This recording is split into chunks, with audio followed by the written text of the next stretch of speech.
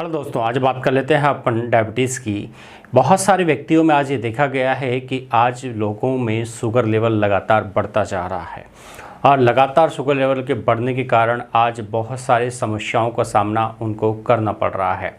तो आज उसी डायबिटीज़ टॉपिक पर अपन बात कर लेते हैं। और आपको शायद ये पता होना चाहिए कि जो डायबिटीज़ है वो एक लाइलाज बीमारी है, यानी इस बीमारी का प्रॉपर रूप से साइंस में कोई इलाज नहीं है। जब ये लाइलाज बीमारी है तो इसका मतलब कहीं न कहीं हमें क्या करनी पड़ेगी, अवेयरनेस रखनी पड़ेगी और अपने शुगर को मेंटेन रखना पड़ेगा। एकमात्र इलाज है शुगर को मेंटेन रखकर हम इस बीमारी से बच सकते हैं। अगर हमारा शुगर लेवल अगर हाई होता रहता है तो कहीं न कहीं हमें बहुत सारी प्रॉब्लम्स आ जाती हैं। तो शुगर लेवल का अप होना या डाउन होना बहुत सारी बीमारियों को जनरेट करता है और इसी कारण से आज बहुत सारे व्यक्तियों की मृत्यु भी इस बीमारी से हो रही है। तो बहुत सारी ऐसे टॉपिक्स हैं, ऐसी चीज़ें हैं जिनको ऊपर आज डिस्कस करने वाले हैं कि किस तरह से हम शुगर को कंट्रोल करें, किस तरह से हम ऐसे कौन सी डाइट्स लें जिस कारण से हम शुगर को मेंटेन रख सकें और ऐसा क्या करें जिससे हमारा शुगर लेवल कभी बढ़े ही ना। क्योंकि लाइलाज बीमारी है तो आपको क्या करना पड़ेगा, कहीं ना कहीं अपने आप को आपको एक अलग से वातावरण देना पड़ेगा और अपनी बीमारी को आपको स्वयं ही ठीक करना पड़ेगा। तो आज उसी टॉपिक पर अपन बात करते हैं शुगर के बारे में। तो अगर बात करूँ मैं डायबिटीज़ की, तो डायबिटीज़ होता क्यों है मैंने पिछली वीडियो में आपको बता दिया था, लेकिन उसी को मैं थोड़ा सा आपको डिस्कस वापस कर देता हूँ कि हमारी जो ब्लड कैपिलरीज होती है, यानी जो रक्त की शिराएं होती हैं, धमनियां होती हैं, इन शिराओं में लाल रक्त कणिकाएं उपस्थित होती हैं। तो इन शिराओं में लगातार ब्लड का प्रवाह होता है, लाल कोशिकाएं इसमें पाई जाती है जिसे आरबीसी के नाम से जानते हैं। और इसी के साथ साथ इसमें बहुत सारी अलग अलग कोशिकाएं पाई जाती है, जैसे डब्ल्यूबीसी है, प्लेटलेट्स है। तो इसमें कुछ डब्ल्यूबीसी कोशिकाएं भी बीच बीच में पाई जाती है। अब आप कहोगे कि सर ये क्यों बता रहे हैं, तो मैं आपको इसी से ये बता रहा हूँ कि भाई शुगर बढ़ती कैसे है, उसी के अपन बात कर रहे हैं कि शुगर लेवल बढ़ता क्यों है। बढ़ने का सबसे बड़ा कारण है कि ये आपकी रक्त कोशिकाएं हैं। रक्त कोशिकाओं में लगातार क्या है कि इनका प्रवाह होता है। जब शरीर के अंदर रक्त कोशिकाओं में रक्त का प्रवाह होता है तो इस रक्त के प्रवाह में बहुत सारी चीज़ें बाइंड होकर जाती है, यानी कहीं ना कहीं इसमें आपके ऑक्सीजन भी घुली रहेगी, इसमें आपके कार्बन डाइऑक्साइड भी घुली रहेगी, इसमें आपके यूरिया भी घुला रहेगा, ठीक है। और इसी रक्त में आपके बहुत सारे मॉलिक्यूल्स जैसे हाइड्रोजन, बहुत सारे जैसे सोडियम है, पोटेशियम है, ठीक है, बहुत सारे क्लोरीन है, एटीसी, बहुत सारे कंटेंट इसमें उपस्थित होते हैं। इसी रक्त में क्या होता है, शुगर भी होती है, ठीक है। इसी रक्त में क्या उपस्थित होती है, शुगर। अब कहीं ना कहीं इसी रक्त में बहुत सारी चीज़ें, क्योंकि अपनी बॉडी का जो रक्त होता है वो एक तरह का ट्रेवलिंग पॉइंट है, यानी ये आपके शरीर में एक ट्रेवल एजेंट का काम करता है जो एक स्थान से दूसरे स्थानों पर किसी भी मॉलिक्यूल्स को, जैसे चाहे वो ऑक्सीजन हो, चाहे कार्बन डाइऑक्साइड हो, चाहे यूरिया हो, चाहे शुगर हो, इनको लाने ले जाने का काम करता है। अब इनमें अपनी बॉडी के अंदर इनकी आवश्यकता क्यों पड़ी। आज आपने देखा होगा कि हम लगातार क्या है, जब कोई वर्कआउट करते हैं, बहुत ज़्यादा एक्सरसाइज करते हैं तो हमारी सांसें फूलने लगती हैं। जब हमारी सांसें फूलने लगती है तो इसका मतलब हमें ऑक्सीजन की रिक्वायरमेंट बढ़ने लगती है, क्योंकि आपने देखा होगा कि हमारी जो कोशिकाएं होती है वो बहुत ज़्यादा तादाद में पाई जाती है और एक वयस्क मनुष्य के अंदर बहुत तादाद में बिलियंस ऑफ सेल्स पाई जाती हैं और इन कोशिकाओं में लगातार रेस्पिरेशन की यानी श्वसन की आवश्यकता पड़ती है, क्योंकि हमारा शरीर बहुत सारी कोशिकाओं से मिलकर बना है, यानी बिलियंस ऑफ सेल से मिलकर ये शरीर बना है। आज मैं आपसे बात कर रहा हूँ, आपसे मैं बोल रहा हूँ, ठीक है, तो उसमें भी बहुत सारी कोशिकाएं अपना रोल प्ले कर रही है। लगातार मेरी जो आवाज़ आप तक पहुंच रही है, उस आवाज़ को पहुंचाने के पीछे भी इन कोशिकाओं का हाथ है। यानी ये कोशिकाएं लगातार काम कर रही है, तब जाकर मैं आपसे संवाद कर पा रहा हूँ। तो इसका मतलब क्या है? इसका मतलब ये है कि इन कोशिकाओं को क्या है, भोजन की आवश्यकता है, इन्हीं कोशिकाओं को श्वसन की भी आवश्यकता है। क्योंकि कोई भी कोशिका काम तब करेगी जब उसको भोजन भी मिले और श्वसन भी मिले। तो श्वसन का मतलब क्या है? श्वसन का मतलब ये है कि उसको लगातार क्या मिलनी चाहिए? ऑक्सीजन मिलनी चाहिए। यानी इन कोशिकाओं को लगातार ऑक्सीजन की आवश्यकता पड़ती है जिंदा रहने के लिए और काम करने के लिए। इसी कारण से हमारे फेफड़े लगातार इनको ऑक्सीजन प्रोवाइड कराते रहते हैं। इसी कारण से श्वसन क्रियाएं लगातार चल रही होती है। और जब इन कोशिकाओं से हम जब ज़्यादा काम ले लेते हैं, जैसे मान के चलो आपने कोई बोझ भार का काम कर लिया, कोई अच्छा हैवी वर्कआउट कर लिया, तो वहाँ पर ये कोशिकाएं क्या करती है, तेज़ गति से काम करने की वजह से हम जल्दी थक जाते हैं। और थकने की वजह से वहाँ पर रेस्पिरेशन रेट यानी श्वसन की दर क्या हो जाती है? बढ़ जाती है। यानी कहीं न कहीं हमारे शरीर में क्या हो जाता है? रक्त संचार बढ़ जाता है। यानी रक्त संचार क्यों बढ़ा? वह इसलिए बढ़ा क्योंकि ये क्या है, एक तरह का ये ट्रेवलिंग वाला पोर्शन है। यानी यहाँ पर इन कोशिकाओं को ऑक्सीजन की ज़रूरत पड़ रही है। तो इसका मतलब ये जो रक्त कोशिकाएं थी, यानी जो रक्त यहाँ पर सिराएँ धमनियाँ थी, ये यहाँ इन कोशिकाओं से जुड़ी हुई थी। अब इन कोशिकाओं की रिक्वायरमेंट बढ़ गई कि भैया मुझे ऑक्सीजन ला कर दे, तो इसका मतलब इसका फ्लो बढ़ेगा। इसका फ्लो बढ़ेगा, इसकी ऑक्सीजन डिमांड पूरी होगी, तो कहीं ना कहीं फ्लो बढ़ेगा, तो हमारा श्वसन भी बढ़ेगा और हमारी सांसें फूलने लगती है। तो वैसे ही क्या होता है कि हमारे शरीर में शुगर भी एक पार्ट होता है। आप किसी भी तरह का भोजन करते हैं तो उससे आपको शुगर कंटेंट प्राप्त होते हैं। अगर आप ज़्यादा मीठा खाते हैं तो आपको शुगर डायरेक्ट फॉर्म में मिल जाती है। अब सबसे बड़ी चीज़ है कि अगर शुगर हमें भोजन से ही मिल रही है तो क्यों ना हम भोजन पर ही फोकस करें, क्योंकि आपको पता होना चाहिए कि जहाँ से उस चीज़ का सोर्स है उसी चीज़ पर अगर हम टारगेट करें तो कहीं ना कहीं हमारा शुगर लेवल मेंटेन हो सकता है। और हमें ये 100% पता है कि भाई जो शुगर हमारी बॉडी के अंदर लगातार बन रही है वह हमारे भोजन की देन है। यानी जो हम खा रहे हैं उसी की देन है कि हमारी शुगर लगातार बढ़ रही है। अब क्या है कि अगर शुगर मॉलिक्यूल्स की मात्रा अगर इस कोशिकाओं यानी इन वेसल्स में, जो ब्लड वेसल्स है, ब्लड कैपिलरीज है, यानी जो रक्त हैं, शिराएं और धमनियां हैं, जितने जो आप रक्त शिराएं या धमनियां कहते हो, उन रक्त और शिराओं और धमनियों में क्या हो जाता है, जो शुगर है उसकी तादाद बढ़ जाती है। जो मैं डॉट डॉट बना रहा हूँ आपके रेड रेड, ये शुगर मॉलिक्यूल्स हैं, ठीक है भाई। तो इनकी तादाद क्या हो जाती है, बढ़ जाती है। मैं थोड़ा ब्लैक स्पॉट कर देता हूँ ऊपर से। तो इन शुगर मॉलिक्यूल्स की तादाद लगातार कोशिकाओं में यानी धमनियों और शिराओं में बढ़ जाती है। और जब धमनियों और शिराओं में लगातार तादाद बढ़ जाती है तो कहीं ना कहीं ये ब्लड फ्लो होने में थोड़ी सी दिक्कत क्रिएट करती है। और ब्लड फ्लो होने में जब दिक्कत क्रिएट करेगी तो इसका मतलब क्या है कि ऑक्सीजन पर्याप्त मात्रा में कोशिकाओं तक नहीं पहुंच पाएगी। और ऑक्सीजन नहीं पहुंच पाएगी, बहुत सारे जो पोषक पदार्थ है वो भी यहाँ तक नहीं पहुंच पाएंगे। सेम टू सेम का वही पोर्शन है कि जैसे मान के चलो आपके घर की पाइपलाइन, जो पानी की पाइपलाइन है, उसमें अगर कहीं ना कहीं अगर ज़्यादा मात्रा में अगर कचरा जमा हो जाता है उसी पाइपलाइन के अंदर, तो वहाँ से प्रवाहित होने वाला जो जल है उस जल में बहुत सारी रुकावट उत्पन्न होने लगती है। जब जल में रुकावट उत्पन्न होने लगती है तो इसका मतलब यहाँ पर जो प्रेशर आ रहा है हमारे पास, वह प्रेशर उतनी मात्रा में अब नहीं आएगा।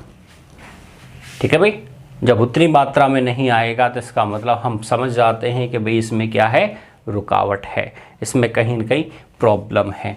तो वैसे ही आपके शरीर के अंदर जो धमनियाँ और शिराएं हैं, इनके अंदर जैसे ही शुगर की मात्रा बढ़ेगी तो शुगर की मात्रा बढ़ेगी तो यहाँ पर आपके रक्त कोशिकाओं के अंदर यहाँ पर शुगर जैसे ही बढ़ेगी तो इसका मतलब सीधा सा समझ जाना कि यहाँ पर ये एक तरह से रक्त प्रवाह को प्रभावित करेगी, और रक्त प्रवाह को प्रभावित करेगी तो आपको कहीं ना कहीं बहुत सारी प्रॉब्लम्स का सामना करना पड़ेगा।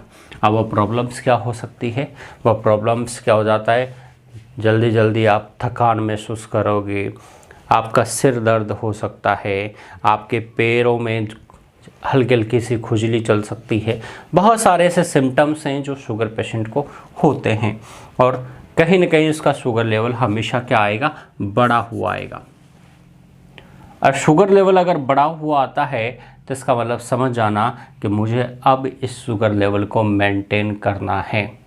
अगर मैंने शुगर लेवल को मेंटेन नहीं किया तो ये कहीं ना कहीं बाद में मेरी मौत का कारण भी बन सकता है। क्यों? क्योंकि इस रक्त के अंदर बहुत सारी अशुद्धि उत्पन्न हो चुकी है, और अगर अशुद्धि लगातार ऐसी ही बनी रही तो कहीं ना कहीं मुझे बहुत सारी समस्याओं का सामना करना पड़ेगा। ठीक है भाई, तो सीधी सी बात है कि अब मुझे ये पता चल चुका है कि इस शुगर को, यानी इस शुगर वाले मॉलिक्यूल्स को मुझे कैसे इस रक्त से हटाना है। ठीक है, तो सोर्स देखते हैं। हम ये जानते हैं कि जो शुगर आ रहा है वो कहाँ से आ रहा है, सब्जियों और फलों से, सब्जियों व फलों से। ठीक है भाई, यानी सब्जियों और फलों से मुझे जब ये प्राप्त हो रहा है तो क्यों ना मेरी फूड हैबिट्स को मैं चेंज करूं। यानी मुझे आवश्यकता है अपने भोजन को बदलने की, यानी जो मैं भोजन पुराने टाइम से करता हुआ आ रहा हूं, एक बार मुझे ये गौर करने की आवश्यकता है कि क्या मैं जो भोजन कर रहा हूं उसमें ज़्यादा मीठा तो नहीं है। क्योंकि जिस परिपाटी से मैं गुजरता हुआ आया हूँ, जिस लंबे टाइम तक मैंने जिस भोजन को किया है उसमें कितनी शुगर पोर्शन था, कितनी शुगर की मात्रा थी। यानी कहीं ना कहीं उस व्यक्ति को ज़्यादा मीठा खाना पसंद है, और उस मीठे की वजह से ही आज उसको ये बीमारी हुई है। यह 100% है। यानी उस मीठे के चक्कर में उसको आज इतनी बड़ी बीमारी का सामना करना पड़ रहा है, यानी उसको एक लाइलाज बीमारी के साथ जूझना पड़ रहा है। अब यहाँ पर सीधी सी बात यह है कि अब मुझे इस टारगेट पर फोकस करना है, यानी सीधा सा मुझे अब इस टारगेट को फॉलो करना है। सोर्स यही है तो काम भी इसी पर करेंगे। तो इसका मतलब मुझे अपनी सब्जियां, यानी जो भोजन है मेरा, उस भोजन पर मुझे फोकस करना है। यानी मुझे भोजन वो करना है जिसमें कम से कम क्या हो, शुगर हो। तो कम से कम शुगर किस में होगी, शुगर कम से कम उसमें होगी जो कहीं ना कहीं स्वाद में या तो फीके फल होंगे या फिर कड़वे होंगे। यानी ऐसे भोजन मुझे करना है जो या तो स्वाद में क्या हो, फीका हो, या फिर स्वाद में कड़वा हो। मीठा नहीं करना है, क्योंकि मीठे भोजन में कहीं न कहीं शुगर पोर्शन है, और वो जैसे ही आप करोगे तो आपके रक्त के अंदर शुगर की मात्रा बढ़ जाएगी, और रक्त के अंदर शुगर की मात्रा अगर बढ़ गई तो कहीं न कहीं आपकी वो फिल्टर नहीं हो पाएगा और आपको बहुत सारी समस्या का सामना करना पड़ जाएगा। इसी कारण से ये आपको फोकस यहाँ पर करना है। अब सीधी सी बात है कि सर हम फोकस तो कर लें, लेकिन ऐसा क्या खाएं, बार बार में हमारा मन होता है मीठा खाने का। तो आपका मन ज़रूर होगा, ऐसा नहीं है नहीं होगा, क्योंकि 50 साल से या 30 साल से 20 साल से लगातार आप उस भोजन को लगातार करते हुए आ रहे हैं। आपके जीभ का टेस्ट वह बन चुका है, आपकी वह हैबिट्स बन चुकी है, मीठा खाना अब आपकी आदत है। लेकिन उस आदत को आपको बदलना पड़ेगा। अगर ज़िंदा रहना है तो आदत आपको बदलनी पड़ेगी, क्योंकि ये एक तरह की लाइलाज बीमारी है। इसका इलाज आज मेडिकल डिपार्टमेंट में नहीं है प्रॉपर रूप से।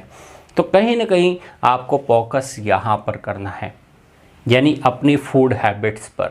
अपनी फूड हैबिट्स को जैसे ही आप चेंज करेंगे और लाइफस्टाइल को थोड़ा सा चेंज करेंगे तो आप इस बीमारी से, डायबिटीज़ नाम की बीमारी से हमेशा के लिए आप ऑटोमेटिकली अपने आप इसको ठीक कर लेंगे, इस बीमारी से मुक्त हो जाएंगी। मुक्त कैसे हो सकते हैं? अब आपको करना क्या है कि अपनी लाइफस्टाइल को आपको क्या करना है, चेंज करना है। लाइफस्टाइल को चेंज करने का सबसे बढ़िया तरीका है कि आपको प्रॉब्लम कहाँ से है, हमें प्रॉब्लम की जड़ पता होना चाहिए कि मेरी प्रॉब्लम कहाँ है, मेरी प्रॉब्लम यहाँ है। तो सबसे पहले तो मुझे क्या करना है, अपने भोजन से मीठापन हटा देना है। और जैसे ही मैंने अपने भोजन से मीठापन हटाया तो कहीं न कहीं मेरी शुगर क्या हो जाएगी, एक नॉर्मल फॉर्म में आ जाएगी। अब बहुत से को ये भी क्वेश्चन रहता है, सर हम क्या इसको ज़िंदगी भर फीका भोजन खाएंगे या फिर ज़िंदगी भर हम कड़वा भोजन करेंगे? तो ऐसा नहीं है। आपको मैं उसका भी सॉल्यूशन दूंगा कि आपको किस तरह से आगे काम करना है।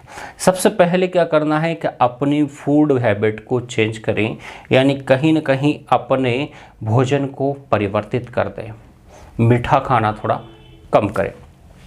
दूसरी बात ये करें कि आपकी जो ब्लड है उसमें से अगर आपको शुगर को रिमूव करना है, इन सेल्स को वापस रीजनरेट करना है, तो इसका मतलब आपको बहुत ज़्यादा एक्सरसाइज की आवश्यकता है।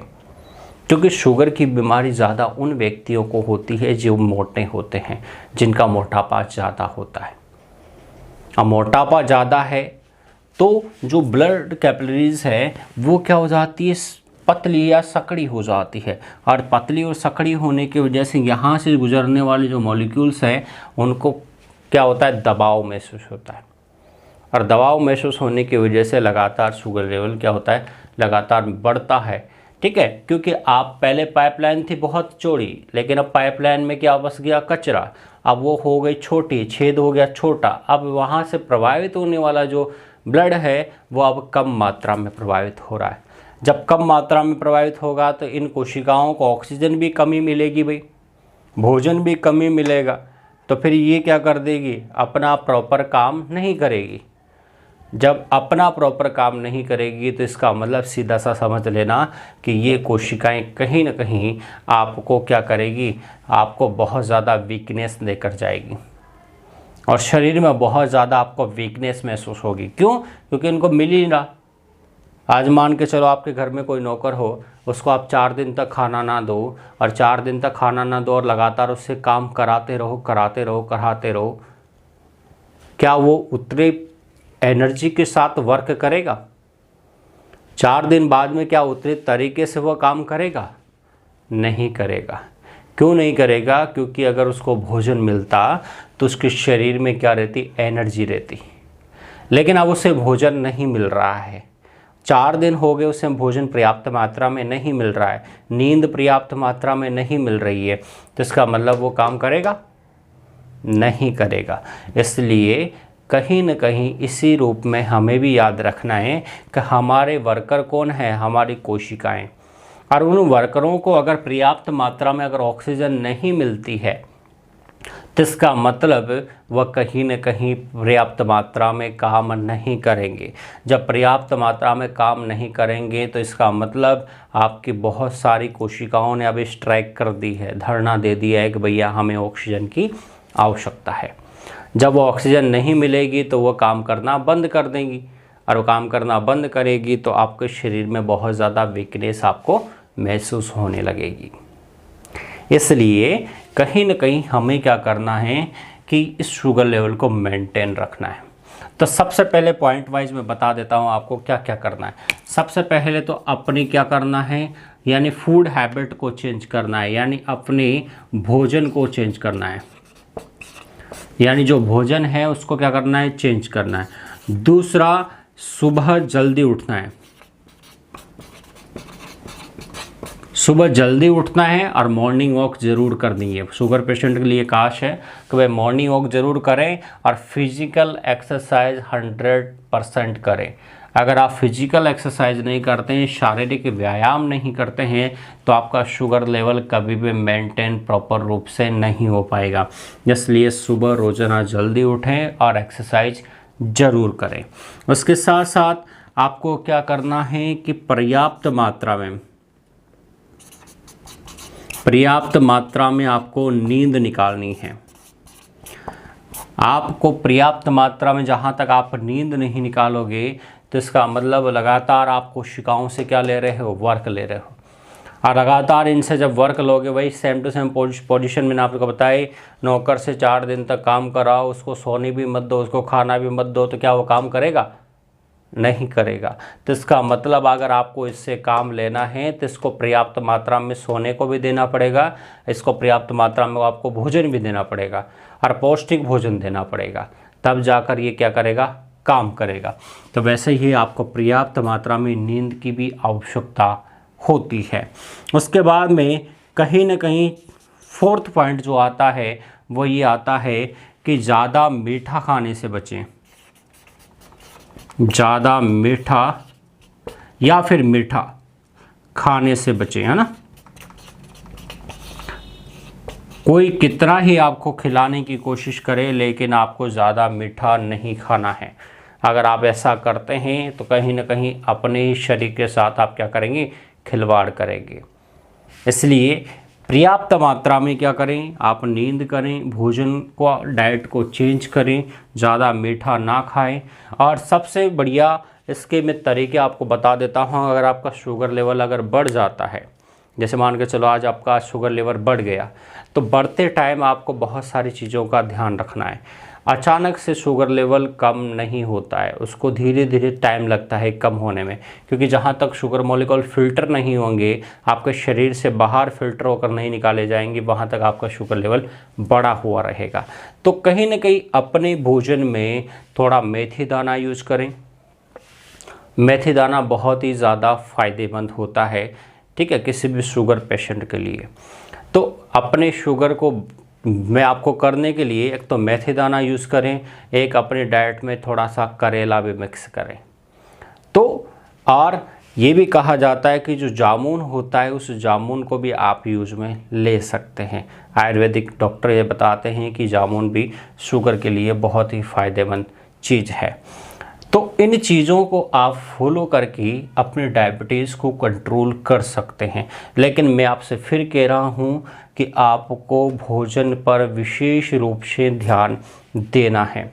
और अगर अभी तक आपने मेरा वीडियो नहीं देखा है तो मेरा वीडियो आपको डिस्क्रिप्शन में मिल जाएगा, वहाँ जाकर आप अपनी सुबह से शाम तक की जितनी भी दिनचर्या है उसमें कौन कौन सा भोजन करना चाहिए उसको आप वहाँ से देख सकते हैं। और किस तरह से आपको अपना पूरा दिन का रूटीन फॉलो करना है वो सारा मैंने आपको उस वीडियो में बता रखा है। इसी के साथ साथ सभी को बहुत बहुत धन्यवाद, थैंक यू। वीडियो अच्छा लगता है तो चैनल को सब्सक्राइब करना ना भूलें।